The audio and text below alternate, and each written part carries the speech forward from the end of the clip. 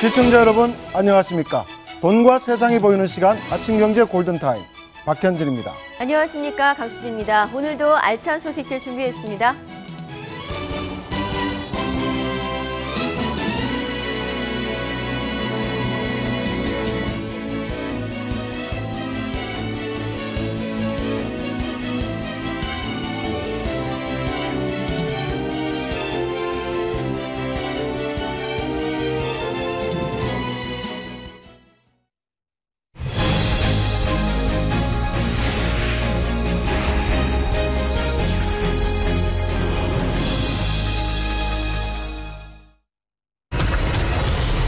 메르스 의사도 당했다.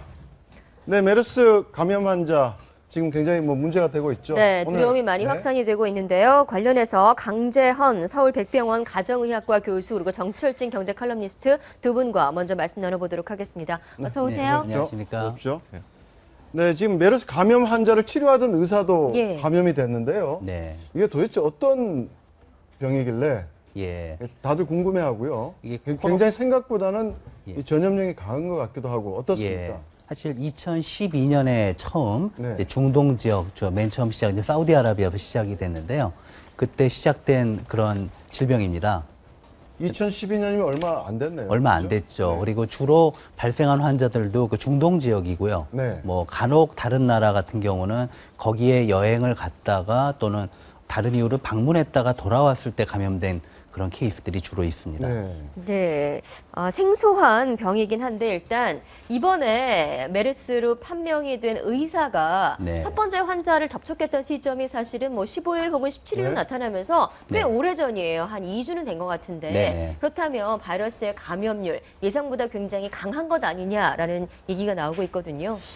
이 메르스의 이제 평균적인 그 잠복기는 5일 정도로 보고 있지만 네. 실제 범위가 좀 넓습니다. 빠르면 2일부터 시작을 해서 네. 14일까지도 된다고 보기 때문에 14일 동안 증상이 없다가 나타날 수도 있다는 예, 겁니다. 그렇습니다. 지금 이 보통 의사분이 그런 거죠. 딱 그런 경우고요. 예. 사실 많은 분들이 이제 감염하고 발병이 좀 구분이 쉽지 않습니다. 근데 그걸 좀 설명을 드리면 어떤 바이러스나 외부의 균이 몸 안에 이제 들어왔을 땐 감염이지만 그게 몸 안에서 증식을 해서 질병으로 발병을 할 수도 있고 감염만 됐는데 몸 안에서 그냥 발병되지 않고 끝나는 수도 있거든요. 그래서 이제 감염은 그 초기 시기에 됐겠지만 그게 몸 안에서 어떤 증식을 해가지고 발병으로 이어지고 그 다음에 또 다른 사람에게 감염을 할 수 있는 상태로 되는 데까지는 길면 2주까지도 걸릴 수가 있습니다. 네. 예. 근데 당초 첫 이제 감염 환자가 나왔을 때는 이게 그냥 일부 국한된 병실에 국한된 걸로 생각을 했는데 네. 지금 계속 늘어나고 있잖아요. 그래서 국민들도 좀 불안해하는데 네. 이게 과연 지역으로까지 확산이 될 수 있나?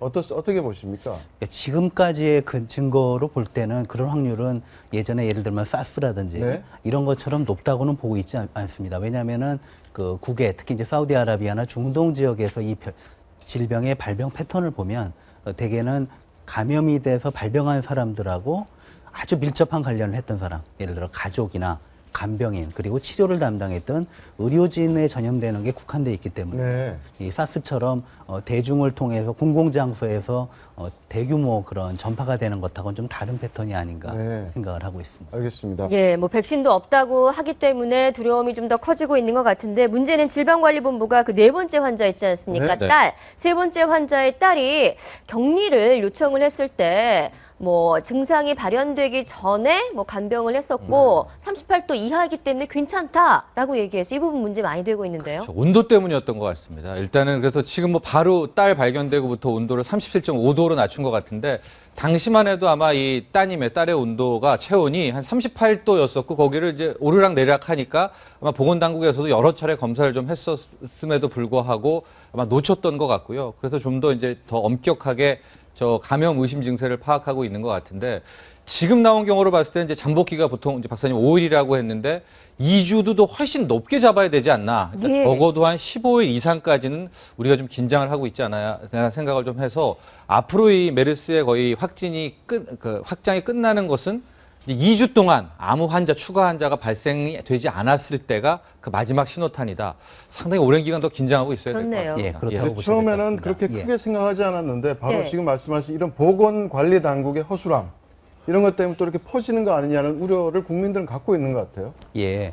이제 사실은 그 부분이 좀 민감한 부분인데요. 네. 일단 격리가 되게 되면 강제 격리 기준에 들어가게 되면 개인적으로는 굉장히 많은 또 그 일정 관리라든지 사생활 피해가 침해가 오죠. 올 수가 네. 있거든요. 네네. 그러니까 더구나 지금 증상이 굉장히 애매한 증상들이에요. 그러니까 접촉에 어떤 접촉했다는 그런 근거 말고는 뭐 발열이라든가 또 호흡기 증상 이런 것들은 사실 비특이적인 증상, 즉 감기만 걸려도 생길 수 있는 증상이다 보니까 네. 기준을 38도로 잡았었는데 이번에 37.5도로 낮춘다면 접촉력이 있다면 조금만 열이 있어도 다 포함시키겠다는 그런 의지로 보입니다. 근데 어떻습니까? 예. 지금 굉장히 중동으로 저희가 수출도 많이 하려고 그러고 제2의 중동 네.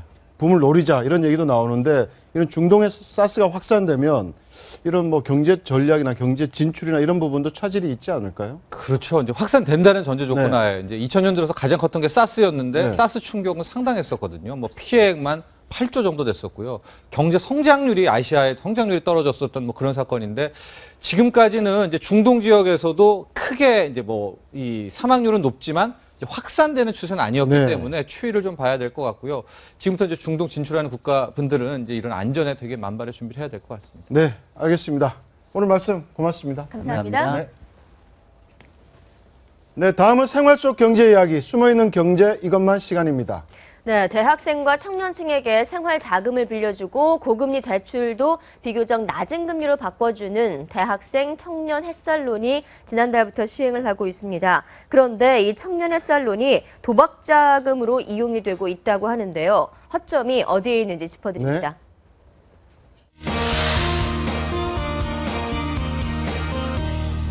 네, 유용하고 재밌는 숨어있는 경제 이것만. 오늘은 처음 의도와는 달리 도박 자금으로 탕진되기도 하는 햇살론의 허점에 대해 살펴보겠습니다. 이미 1,700만 원 상당의 도박빚과 40만 원에 달하는 휴대폰 미납 금액이 있는 소위 청년 빚쟁이 A씨는 최근 신용회복위원회를 방문해 대학생 햇살론을 신청했습니다. 간단한 서류 작업을 하고 근처 PC방에서 10분짜리 교육 강의를 들으니까 2시간도 채 되지 않아 제출이 완료됐는데요. 가장 기본적인 휴대폰 요금 연체 정보도 조회하지 않은 겁니다. 이처럼 신용회복위원회가 이달부터 본격 시행 중인 청년 대학생 햇살론이 허술한 심사로 마구잡이 제출을 하고 있는 것으로 드러났습니다. 청년 대학생 햇살론은 경제난에 시달리는 대학생 또는 만 29세 이하 청년의 생활 자금을 지원하거나 기존 고금리 대출을 저금리로 전환해주는 제도인데요. 이런 당초 취지에서 벗어나 인터넷 도박 등으로 허우적대는 청년들에게까지 쉽게 돈을 대주고 있는 겁니다. 심지어 신용회복위원회 측에서도 햇살론 심사 과정에 이런 문제점을 인정하고 있습니다. 상환 의지가 떨어지는 청년들이 인터넷 도박이나 기존의 불어난 빚을 메우는 등 햇살론을 잘못된 방향으로 악용할 수 있다는 건데요. 무조건 돈을 빌려주는 것만이 능사가 아닙니다. 진정으로 청년들을 위한다면 조체 미상환 시 제재를 가한다거나 적격 심사 과정에서 상환 가능성을 검증하는 등 조금은 엄격해질 필요가 있어 보입니다. 그럼 숨어있는 경제 이것만 다음 시간에는 더 유익한 정보 가지고 돌아오겠습니다. 제일모직 역사 속으로 지금의 삼성그룹을 잇게 한 모태그룹 중 하나인 바로 제일모직인데요. 61년 만에 역사 속으로 사라지게 됐다고 합니다. 바로 어제 합병 발표 네. 때문이죠. 어제 결정이 났고요. 9월 1일부터 아마 제일모직이라는 회사 이름 브랜드 자체가 없어지게 될 것 같은데 제일모직과 삼성물산이 합병 통합을 하게 되는데 고민이 많았다고 합니다. 과연 이제 합병 법인의 이름을 제일모직으로 해야 되나 삼성물산으로 해야 되나.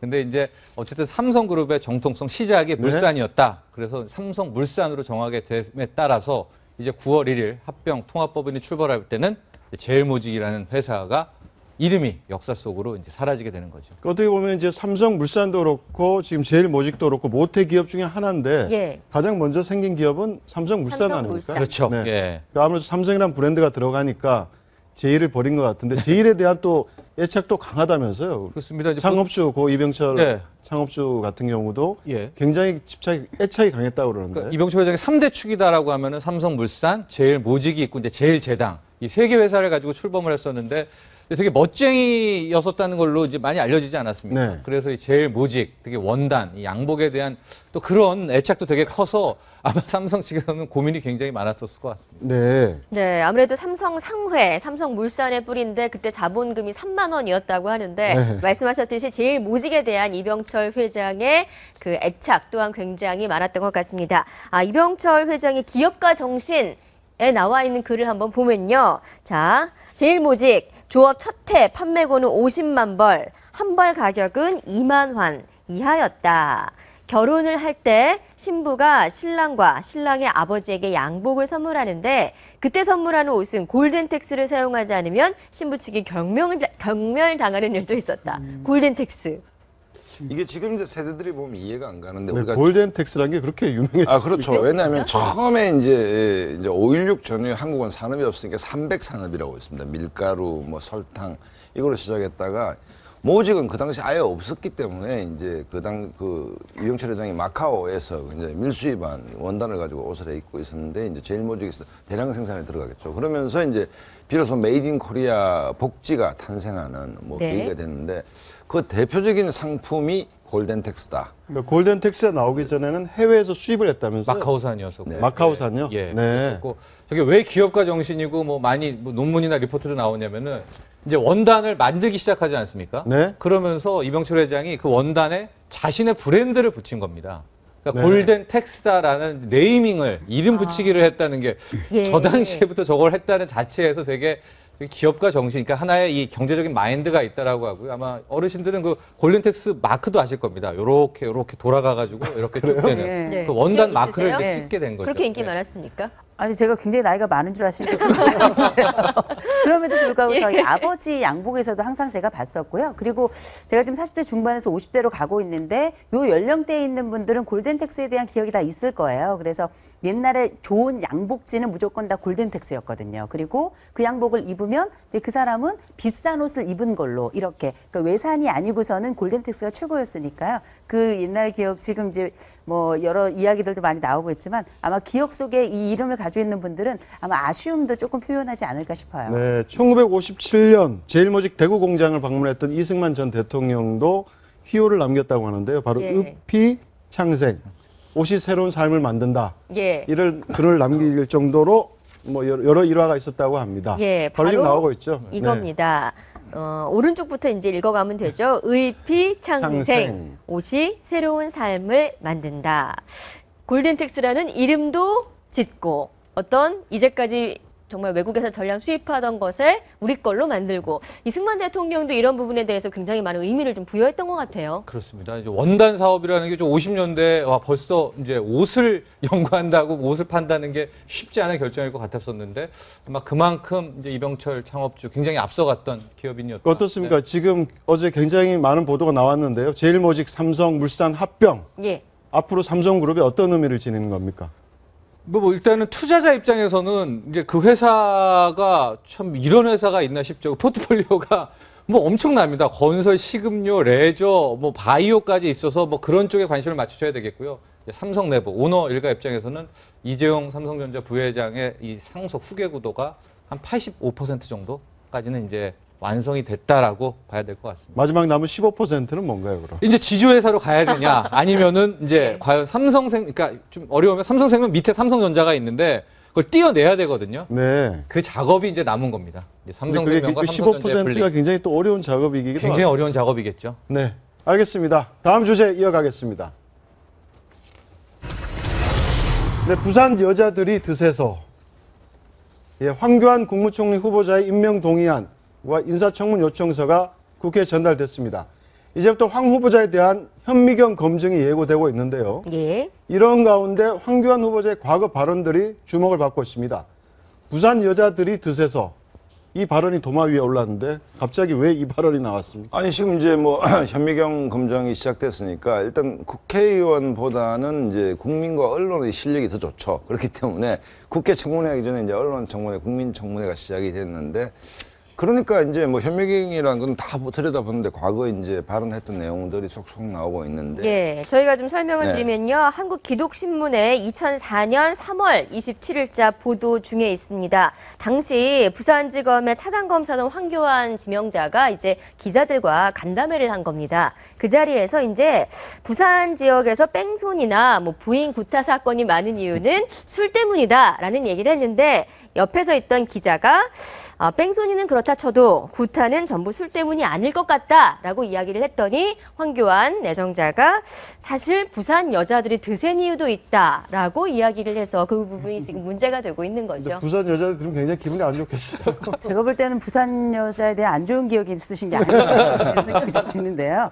그러니까 이렇게 일반화하기에는 사실은 이 발언은 대단히 부적절했다라고 보이고 네네. 특별히 이제 그 다음 발언도 참 문제가 될 수 있는 게 이 남자들이 그 뭐 부산 여자들이 드센 이유도 있는데 반면 남자들은 말싸움이 안 되니까 손이 먼저 올라간다.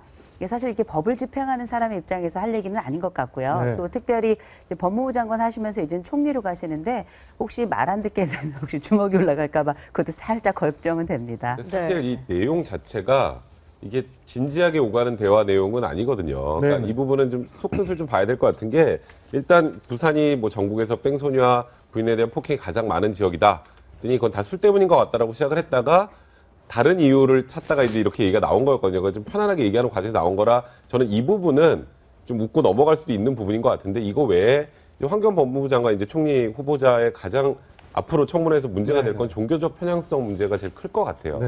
그러니까 지금까지 계속 나왔던 뭐 병역 문제나 아니면 기타 무슨 정관예우 문제나 이런 부분은 어쨌건 그래도 한번 통과됐던 얘기들이기 때문에 다시 재탕 삼탕해서 뭔가 문제를 삼을 수 있어도 그걸 낙마의 기준으로 삼기 좀 힘들 텐데 종교 편향 문제는 지금 문제될 만한 것들이 몇 가지 좀 있어요. 그러니까 종교인들에 대한 과세 문제나 그것도 이제 정부의 견해하고 좀 네. 다르고 그리고 그다음에 또 그 사법시험 뭐 주말에 치르는 것 관련해서 그 어떤 그 사법시험 준비하는 학생이 한번 그 헌법소를 낸 적이 있었어요. 네. 일요일 날 예, 그렇죠. 사법시험 보는 거는 헌법에 반한다. 라고 근데 역시 그 부분은 저희들 입장에서 좀 무섭거든요. 근데 주의를 굉장히 강조하는 분들에게는 일요일이 굉장히 중요하기 때문에 그런 취지였던 것 같은데 이제 그런 부분들이 기독교인을 제외한 다른 국민들의 입장에서 바라보면 좀 거부감을 느낄 수 있거든요. 그래서 그 부분은 조금 문제가 될 수가 있다는 생각이 듭니다. 특히 네. 주일 문제가 이제 문제가 좀 될 수 있는 것이 황교안 뭐 총리 후보자는 뭐 독실한 크리스찬인데 그게 문제되는 거 아니고 네.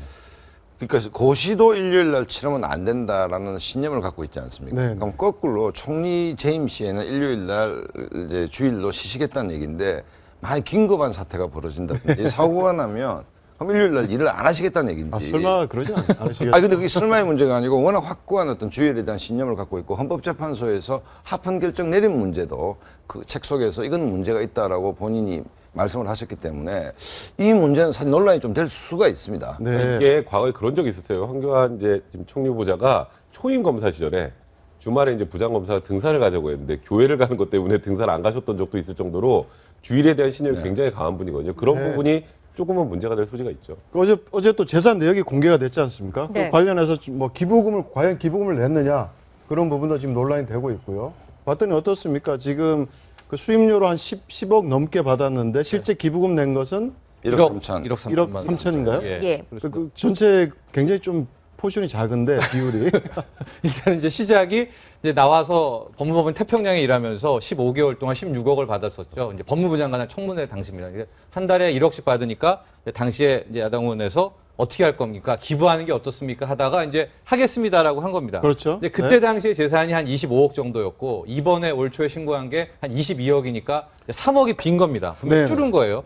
그래서 과연 기부를 했나 안 했나를 봤더니 이번에 이제 내놓은 그 증거물에서는 이제 본인과 부인 합쳐서 1억 3천만 원 정도를 일단은 이제 기부를 한 것으로 나왔는데 이제 기부를 했냐 안 했냐 관건에서 또 1억 3천만 원 했다라고 얘기하니까 받은 돈에 비해서는 너무 적다. 또 여기까지도 이야기가 나오고 조금 더 청문회 때 뭐 해명을 하겠다 그러니까 한번 지켜봐야 될 것 같습니다. 네. 네. 11조 하신 것 같은데요. 아, 11조를 예, 그러니까 한 뭐 볼 수도 15 있겠네요. 뭐 이렇게 네. 됐으니까 1억 선이 11조 한 것 같은데, 근데 이제 뭐 지금 현재 시작이니까, 그리고 뭐 딸 증여세와 관련해가지고 이야기도 있긴 한데, 어쨌든 증여세도 내긴 낸 거고, 그리고 앞으로도 조금 지켜봐야 되지 않을까, 꾸준히 총리하시면서 또 이렇게 훈훈한 뒷담이 있지 않을까, 또 기대도 해보면 네, 좋겠습니다. 네, 말씀하셨듯이 또 한 가지 문제가 되고 있는 부분, 바로 지난 23일에 결혼했던 장녀의 증여세 신고 내역입니다. 그런데 그 신고 시점이 바로 문제인데요. 딸이, 그러니까 아버지가 뭐 딸이 결혼을 하면서 전세 자금으로 한 1억 2천만 원을 증여를 한 것으로 알려졌는데, 그것을 다시 딸이 남편인 조검사에게 또 빌려준 빌려줬다는 것으로 거죠. 지금 예, 정리를 하면 그렇게 되지 않습니까? 네. 근데 시점이 좀 애매해요. 증여한, 그러니까 시점은 한 3월 20일 정도로 나오고 있거든요. 왜 하필 내정 3일 전이었냐? 그러니까 이제 관행의 뭐 문제이기도 한데 아마 여러분들도 그렇고 이제 자식 결혼할 때 부모가 주는 이제 대주는 그런 자금에 대한 문제를 어떻게 바라봐야 할 건가. 근데 아마 말한 시점 문제처럼 그것마저도 좀 피해 가려고 다시 이 딸은 이제 남편에게 또 빌려주는 채권 채무 관계를 또 만들어낸 게 아닌가 생각을 하는데 네. 근데 청문회 때 과연 이걸 어떻게 그 국회의원들이 이제 물고 늘어질지 잘 모르겠습니다. 왜냐하면 이게 이제 꽤 많이 퍼져 있는 뭐 그러니까 이게 액수는 뭐 다르겠지만요. 근데 저게 바로 네. 저기 법적으로는 전혀 문제가 없어요. 네. 증여하고 3개월 내에 그렇죠. 그렇죠. 문제가 하게 됩니다. 3개월 이내에 예. 했으니까. 일단 1억 2천만 원을 차용한 시점이 3월 21일이에요. 네. 근데 증여세 납부한 시점이 이번 21일 날 총리 후보자가 내정되는데 그 3일 전이거든요. 네. 그러니까 법적으로는 전혀 문제가 없는데 이게 지금 문제는 이 채권 확인서라는 거 있잖아요. 채권 채무 관계로 이 지금 네. 따님이 조검사에게 빌려줬다는 그 채권 확인서도 작성이 최근에 됐단 말이에요. 그러니까 급히 예정 뭔가 당일날 만들어서 됐다고 급히 만들어서 좀 증여세를 그 바로 직전에 내정된 사실 어느 정도 언지를 받고 낸 게 아닌가라는 의혹이 있는데 문제는 이게 법적으로는 하자가 없으니까 아까 말씀하셨던 것처럼 네. 증여세는 3개월 이내만 내면 되거든요. 그러니까 이거를 문제 삼기도 좀 참 애매한 그런 내용이 아닌가라는 생각도 분명히 좀 듭니다. 네네네. 네, 자, 새정치연합 야당 몫의 6명 청문투기위원 가운데 당내 저격수 6명을 지금 배치한다라는 얘기 있습니다. 그 중에 한 명이 바로 이종걸 대표인데요. 각오 한번 들어보도록 할까요? 대통령 방미 이전에 국회 임명 동의 절차를 마치겠다고 합니다. 협의해야 될 문제이고 일방적으로 이루어질 수는 없습니다. 바로 14일 날, 다음 달 14일 날 박근혜 대통령 방미 일정이 네. 결정이 됐죠. 네. 근데 14일 이전에 지금 해야 되는 거죠? 어제 이제 네. 청문 보고서가 제출됐으니까 네. 이제 보름 안에 해야 되는 거 아닙니까? 보름 안에 해야 되는 것이고 이제 국회 표결 절차를 거쳐야 되는 것이고 선진화법 걱정을 하시는 분들이 있는데 이제 총리 임명 같은 경우는 의장 직권 상정이 가능합니다. 그렇기 때문에 일정대로만 진행된다면 뭐 방미 이전에 통과가 될 수밖에 없는 구조죠, 사실은. 근데 박근혜 대통령 상당히 신경 쓰이겠어요.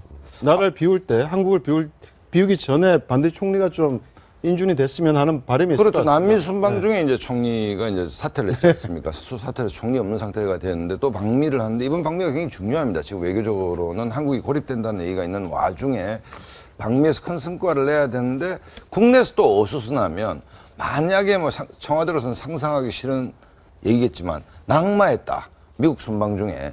그러면 이건 정치적 재앙이거든요. 그렇기 때문에 어쨌든 뭐 황교안 신임 총리가 국회를 통과해서 좀 든든하게 자리를 잡고 있어야 그 다음에 이제 포커싱이 이제 대통령의 방미 외교에 맞춰지지 않겠습니까? 네네. 지금 순방만 나가면 사고가 터지니까 대통령은 정말 뭐 몸져 누울 정도로 열심히 일을 했는데 그 성과는 삭칼이고 지난번 그 남미 순방 같은 경우에도 그야말로 초강행군을 했는데 국내 언론과 국민들은 오로지 이완구 전 총리에 관심이 가 있으니까 청와대는 답답할 수밖에 없지 않습니까? 그렇기 때문에 황교안 후보자가 총리가 돼서 좀 안정감 있게 자리를 잡고 있어야 방미도 좀 뭔가 집중 있게 할 수 있지 않느냐라는 뭐 그런 생각인 것 같습니다. 네, 네. 알겠습니다. 어쨌든 이번 황교안 총리 후보자의 그 인사청문회에서 또 40년 지기 친구가 네. 창과 방표로 만나는데 어떤 공방이 이어질지도 지켜보는 것도 재밌을 것 같습니다.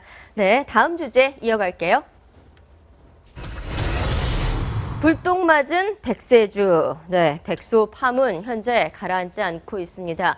이번에는 불똥이 아예 백세주로 튀었습니다. 전혀 예상 못했던 백세주로 튀었어요. 예, 저도 장중에 의식하지 않고 있다가 봤는데 국순당이라는 회사가 하한가를 기록하는 거예요. 그래서 무슨 왜냐면 술이 하한가 맞기는 어렵거든요. 요즘 우리가 술을 많이 마시기 때문에. 근데 그 내용을 봤더니 이제 어제 백소에 대한 식약처 발표가 있었는데 그 뒷부분에 백소 제품뿐만이 아니라 이 술 중에서도 백소의 이제 첨가물에 있는 그런 것들 홍삼 같은 것도 그렇고요. 그런 제품이 있는데 여기에서 이엽 우피소가 검출됐다라는 이제 보도가 한켠에 나오게 되면서 그러니까 제품에 검출된 게 아니라 원료에서 원료에서 예, 네. 농협 원료에서 검출됐다는 얘기가 들어오면서 이제 갑자기 이제 백소 제품에서 이 칼날이 기존에 이 백소 제품의 원료를 쓰고 있었던 이 술 또 백세주로 이제 튀기게 된 겁니다. 근데 국순당 입장에서 좀 억울할 것 같아요. 네. 왜냐하면 백세주에서 발견된 게 아니라 백세주에 들어갔던 원료 시료에서 아주 소량이 발견이 됐는데 이 기사가 나온 이후에 일단 백세주 안에서 검출되지 않았음에도 불구하고 전량 다 폐기하고 지금 이제 가장 큰 문제가 저도 그 백세주 마을이라고 혹시 아세요? 알죠. 국순당에서 운영하는데 저희 회사 밑에도 하나 있어서 자주 가는데 이제 백세주를 이제 당분 못 팔 상황이 돼서 가장 간판도 다 큰 바꿔야 되는 게 아니냐 생겼어요. 얘기가 나올 정도로 굉장히 심각한 상황이라고 하네요. 예. 네, 근데- 지금 뭐 구매 시기와 관계없이 마트에서도 구매 사실만 확인이 되면 모두 다 환불해주겠다라고 이야기를 하고 사실 식약처에서는 해당 원료 시료를 사용한 제품만 회수하라라고 했는데 국순당 측이 전량을 다 회수하는 거 아닙니까? 스스로 그냥 리콜 그렇습니다. 조치를 한 거죠. 네. 예. 네. 그래서 아마 지금 액수로 소비자 가격 기준으로 한 100억이 넘는 정도인 것 같습니다. 네. 그 기간 동안 걸 다 리콜을 그러니까 술 리콜이 있는 게 저는 자동차 리콜만 봤는데 어쨌든 리콜을 한다고 하니까요. 어쨌든 발빠른 대처라고 보고요. 이제 100억이라는 돈이 큰 돈이기도 하지만. 근데 그 다음 불똥이 또 근데 이제 홍삼 쪽에도 좀 같이 튀는 분위기여가지고 네. 여기를 어떻게 차단해야 될지도 또 하나의 딜레마인 것 같습니다. 네. 그 지금 어제 검사 식약처 발표를 보면 실제 진짜 백수는 5%밖에 없다는 네. 거 아닙니까? 네. 참 그, 이게 좀 저- 황당한데요. 저도 그 백소 먹었거든요. 네.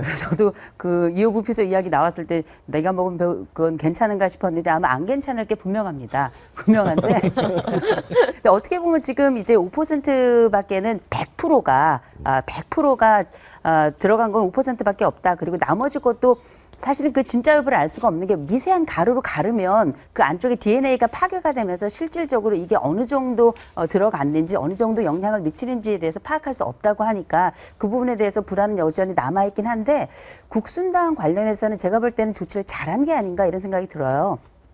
잠깐은 이렇게 뭐 주가도 좀 떨어지고 이럴 수 있지만 장기적으로는 아주 이 회사는 우리가 이제 미국에서 자동차 리콜이 굉장히 잘 일어나는 이유는 그 회사의 이미지를 위한 것인데 네. 한국에서도 어쩌면 우리 자동차가 하지 못한 걸 국순당이 해내고 있는 건 아닌가 이런 생각도 들어요. 바로 그 부분입니다. 식약처가 지금 백소 제품 전수조사 한다고 네. 해서 207개를 했는데 네. 157개가 확인이 불가하다는 거예요. 그래서 지금 50개 제품만 검출해봤던 거 아닙니까? 그 중에서 지금 40개가 문제가 있는 네. 건데 그렇다면 나머지 157개 더 문제 있는 거 아닌가라는 생각이 그렇죠. 들고요. 이두저도 아니다라는 예. 거거든요. 어제 앞에 발표는. 그러니까 207개 제품 중에서 이제 40개, 20%는 이엽 우피소가 들어간. 그러니까 이거는 뭐 진로 따지면 가장 나쁜 거. 그 다음에 이제 좋은 게 10개가 5%. 이게 이제 백소가 들어가 있는 거고 나머지 150여 개는 뭐냐?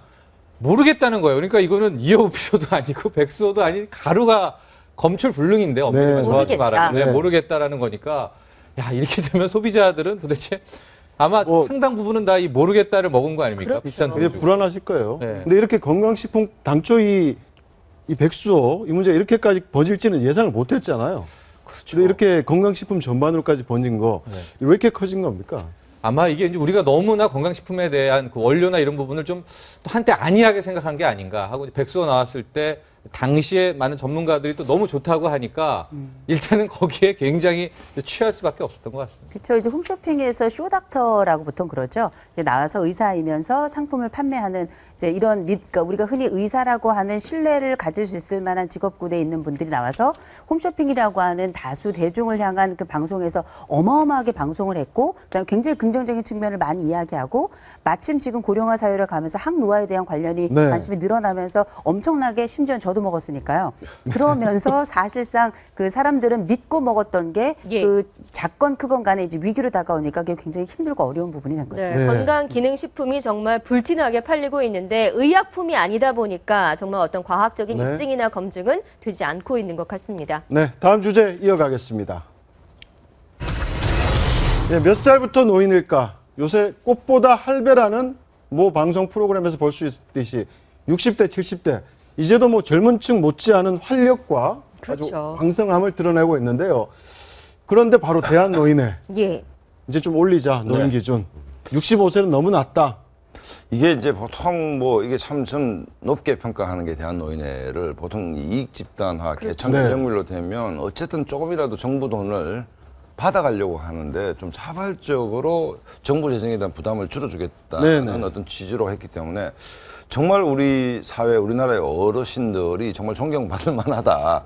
왜냐면 요즘 뭐 조그마한 입법 하나 하려도 계층 간의 연령, 세대별로 막 갈등이 첨예하지 않습니까? 네. 첨예한데 대한노인이 선제적으로 이 문제를 제기했다라고 본다면 저는 굉장히 정말 우리 어른들이 좀 박수 받을 만한 어떻게 보면 문제 기득권을 제기를 하셨다. 포기하겠다는 그렇죠. 거잖아요. 그러니까 그렇죠. 기존의 기득권을 다 그렇죠. 혜택을 포기하겠다 어느 정도. 그러니까 지금 65세 이상을 노인이라고 하잖아요. 네. 이걸 올리면 올라간 만큼 지하철 뭐 무임승차나 뭐 공원이나 뭐 복지 박물관 혜택. 그런 복지 혜택이 전혀 사라지는 거고 또 65세 이상 지금 기초연금 지급하고 있잖아요. 네. 그 부분도 변경될 가능성이 있기 때문에 굉장히 어찌 보면 충격파가 클 수 있거든요. 근데 이제 아까 말씀하셨던 것처럼 대한노인에서 자발적으로 좀 상향하는 게 바람직하다. 그거는 뭐 대승적 차원에서 보고 그렇게 말씀하신 것 같고요. 근데 이제 가장 큰 문제는 그렇게 노인의 나이를 올리는 것까지 그건 충분히 고려가 돼야 되고 우리나라 국가 재정을 해서 필요한 일이지만 다음에 해야 되는 게 평균 수명이 많이 올라갔기 때문에 노인 일자리 창출이 병행이 돼야 돼요. 그게 병행이 네. 되지 않으면 나이만 올려서 복지 사각지대만 만들 우려도 있어요. 그게 굉장히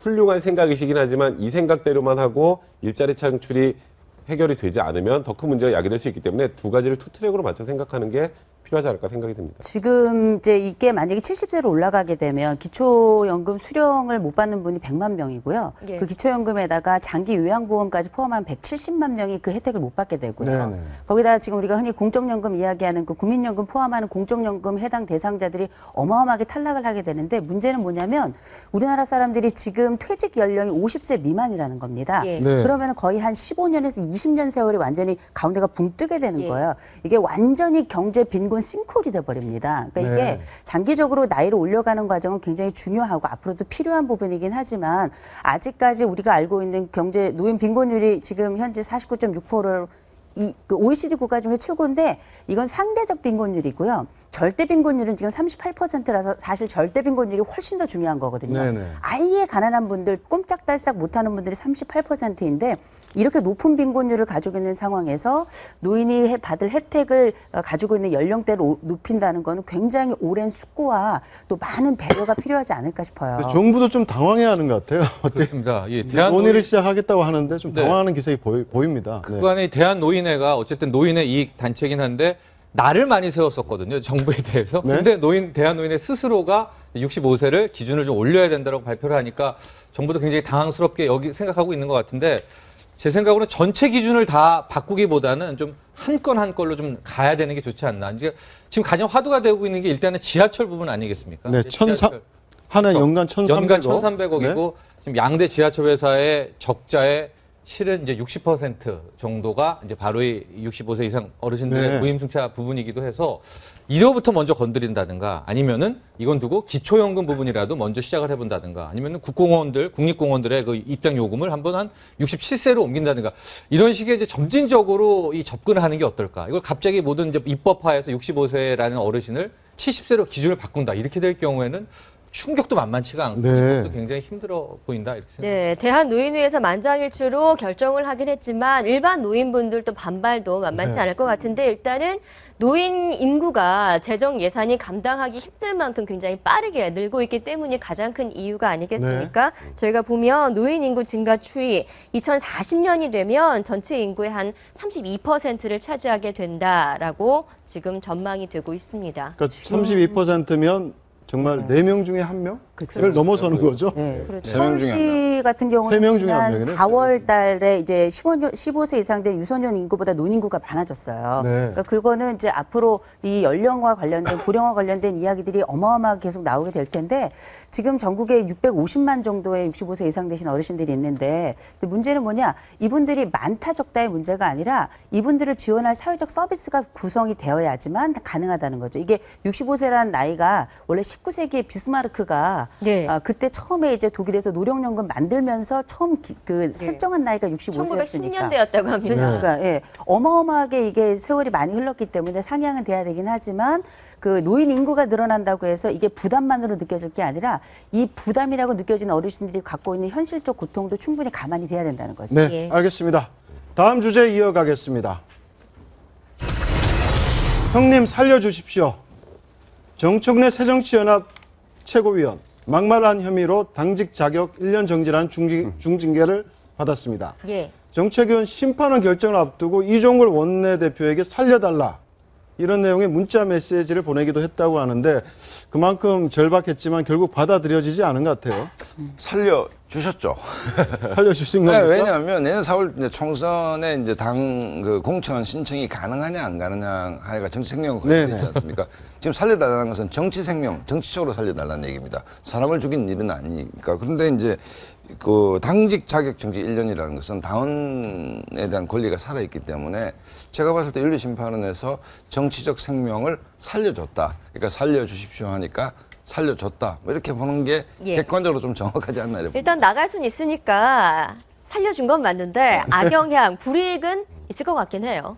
그런데 만약에 이걸 갖다가 이 정도도 안 했다라고 생각해요. 이것도 지금 비난이 많이 나오고 있는데 왜냐하면 새정치민주연합에 이제 그 정청래 의원이 끼친 피해를 고려하면 피해에 대한 징벌적인 그게 징계인데 이 당원 그러니까 당직 자격 정지 1년이 과연 합당한가에 대한 논란도 있습니다. 논란도 그렇죠. 있는데 어쨌든 오늘 주제가 살려주십시오 하니까 정청래 최고가 이종걸 원내대표한테 살려주십시오 하니까 윤리심판원에서 정치적 생명은 살렸다.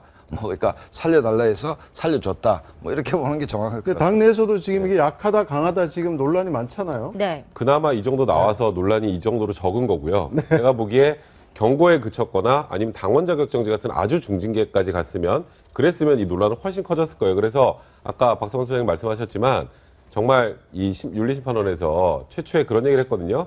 정치적 고려 없이 법과 원칙에 따라서 위원 9명이 결정을 하겠다라고 했는데 그 9분이 굉장히 정치적 고려를 많이 하셨다는 생각이 들고 그러니까 뭔가 내년 공천권을 배제하지 않는 당원 자격 정지가 아닌 당직 자격 정지의 1년이기 때문에 겉으로 보면 또 굉장히 강한 것처럼 보이나 주승용 최고위원님 말씀하신 것처럼 강한 것처럼 보이나 사실상 정치인으로서의 생명을 유지시켜 주는 거고 예. 그리고 경고에 그치는 너무 가벼운 만약에 제재가 나왔으면 그럼 비노 측에서는 아니 뭐하러 이런 걸 했냐라고 하면서 이제 더 강하게 나왔을 텐데 양쪽 다 완전히 만족스럽진 않으나 둘 다 무언가 그래도 한 발 빠져나갈 수 있는 정도의 징계 수준이 네. 되지 않았나. 그래서 굉장히 정치적 고려가 담겨있는 다분히 담겨있는 그런 결정이었던 것 같습니다. 네네.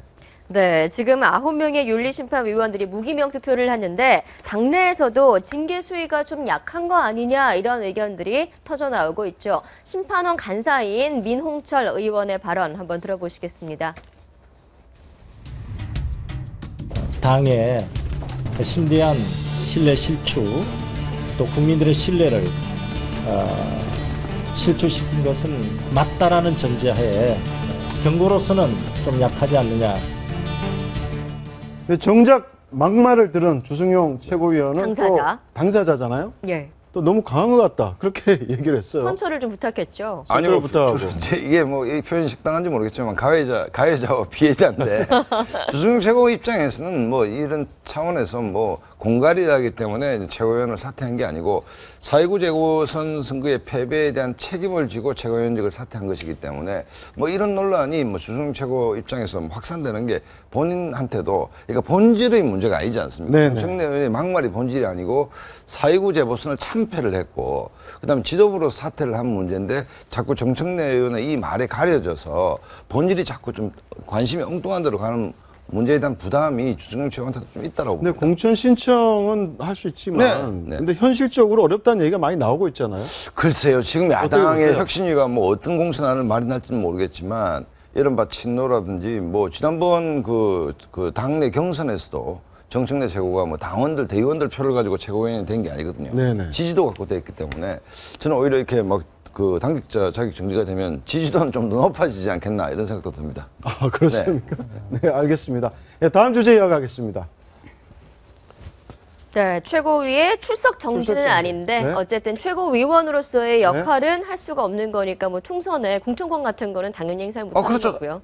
공천권을 정청래 의원이 행사한다는 얘기 아니고 예. 이제 예를 들어 혁신위에서 이제 공천을 심사를 할 거 아닙니까? 예. 하는데 이제 이 당직자 자격 정지라는 것이 이게 영향을 미치겠냐는 게 질문의 요지였으니까 제가 보기에는 이건 정치적 고려니까 공천이라는 거는 네네. 공천만데 크게 문제가 있을 것 같지는 않다는 생각이 듭니다. 아, 저는 네. 이번 사건 보면서 이거 우리가 징계에만 되게 관심을 많이 두는데 이걸 징계 자체에서 뭐 강하다 약하다의 문제가 아니라 요새 애들 같은 경우 뭐 인성교육을 뭐 필수 과목에 넣느니 안 넣느니 이런 얘기가 많이 있는데 오히려 이런 이 사건 자체가 정치인들이 가져야 될 덕이나 교양에 관련된 관심으로도 좀 이어졌으면 좋겠어요. 근데 사실상 이번 그 징계하면서 새정치민주연합 네. 네 분이 이제 일단락되는 거 아니냐 이런 전망도 나오고 실제 노무현 전 대통령 아들도 이제 중국으로 떠났지 않습니까? 조용히 떠났는데 이제 어느 정도 이제 네 분이 수습 단계에 접어드는 거 아니냐 이런 전망이 나오는데 어떻습니까? 아니, 이 네 분이 수습이 되려면 총선이 끝나야겠죠. 총선 앞두고 지금 팽팽한 신경전 친노와 비노하고 있고, 그 다음 김상곤 전 교육감이 이제 혁신위원회에 들어왔는데, 김상곤 교육감의 1승이 뭐냐면 공천 문제가 본질이 아니고 네 분, 그러니까 계파별 갈등을 수습하는 게 전제다라고 했는데, 글쎄요, 내년 4월 총선이 점점 다가오고 있는데, 총선을 앞둔 기싸움이 치열한데 이게 네 분이 수습될 것 같아. 전 별로 그렇게 보지는 않습니다. 그러니까 노건호 씨가 이제 돌연 중국행 비행기를 탔어요. 지금 예. 박사과정 받기 위해서 다시 돌아갔는데 이제 어떻습니까? 총선 출마설 얘기도 계속 나오고 그랬는데 본인은 굉장히 일축하고 있죠. 거기에 대해서는. 그러니까 만약에 그게 워낙 내용 자체가 정치적으로 해석이 될 수 있는 부분이 너무 많았기 때문에 내년 총선 출마설 얘기까지 나오는 건데요.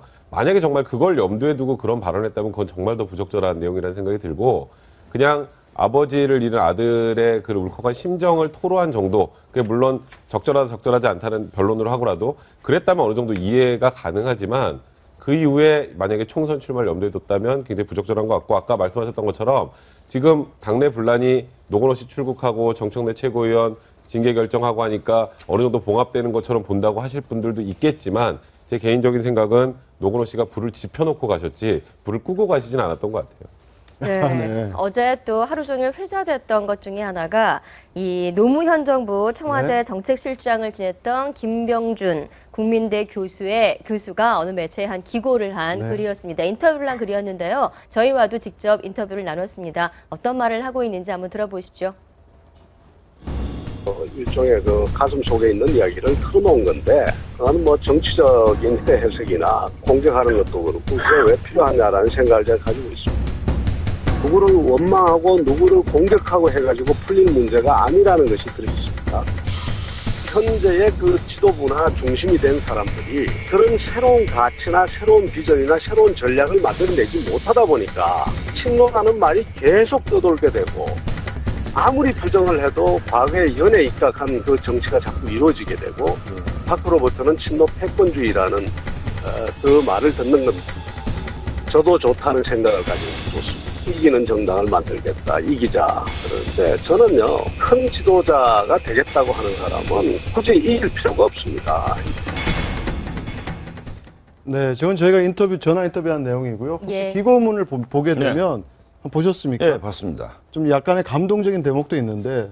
그러니까 간단히 지금 이제 이제 야권의 설명을 좀 문제는 해주시죠. 네. 이제 친노와 호남이 양대 기둥 아닙니까? 그 친노는 노무현 전 대통령을 이른바 팔아서 세력화를 지도하고 있는 것이고 호남은 끊임없이 예를 들어서 이제 그 호남 의원들을 보면 문제만 있으면 구순이 넘은 이호 여사한테 찾아갑니다.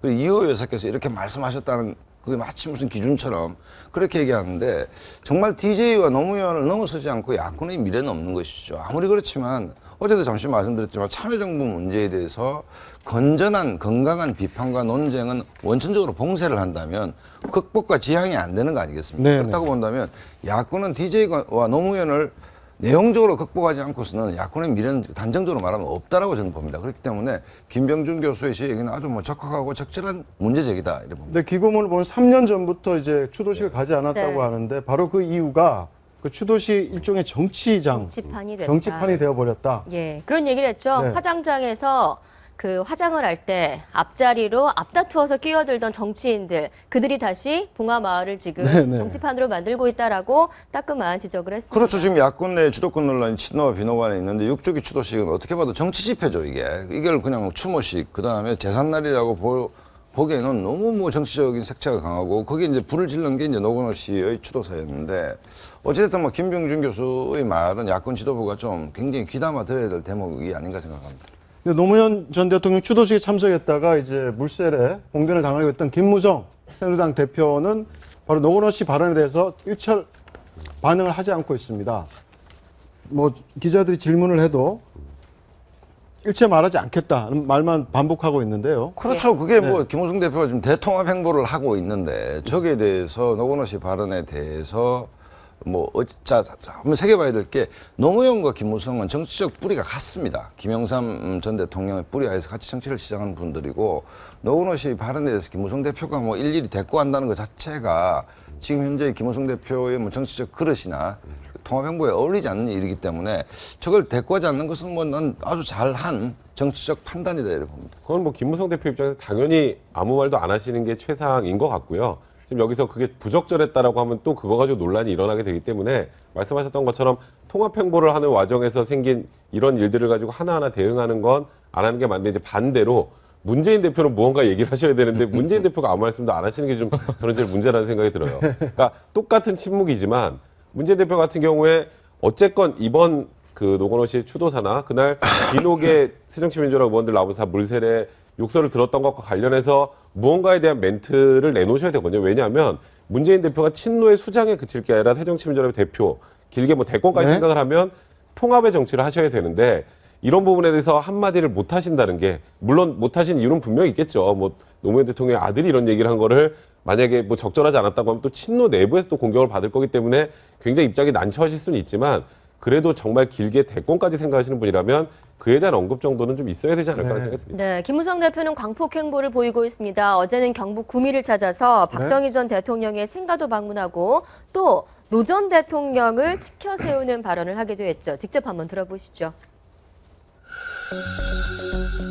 제가 노무현 전 대통령을 과거 비판을 많이 했습니다만은 이 역사라는 것은 공과 과를 구분해서 이제 과는 그만 따지고 공을 높이 평가해서 국민 통합의 그런 시대로 우리가 발전해 가야 되겠습니다만은 허허벌판에 그한 도시가 만들어진 이것은 이 김천뿐만 아니라 전국이 다 이것을 만들었는데 이것은 노무현 대통령의 큰 공이라고 저는 높이 평가를 하고 있습니다.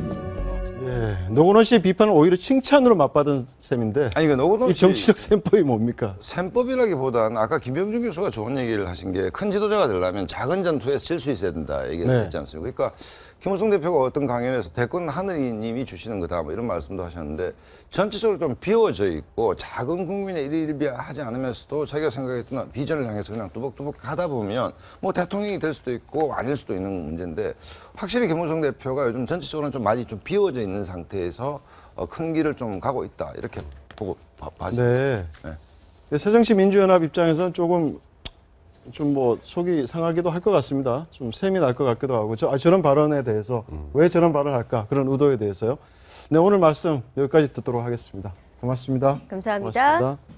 올해로 9번째를 맞은 울산대공원 장미축제 300만 송이 장미가 흐드러지게 피었습니다. 때일은 더위 속에서도 활짝 핀 장미들을 보려는 관광객 12만여 명이 몰렸습니다. 이상희 기자입니다.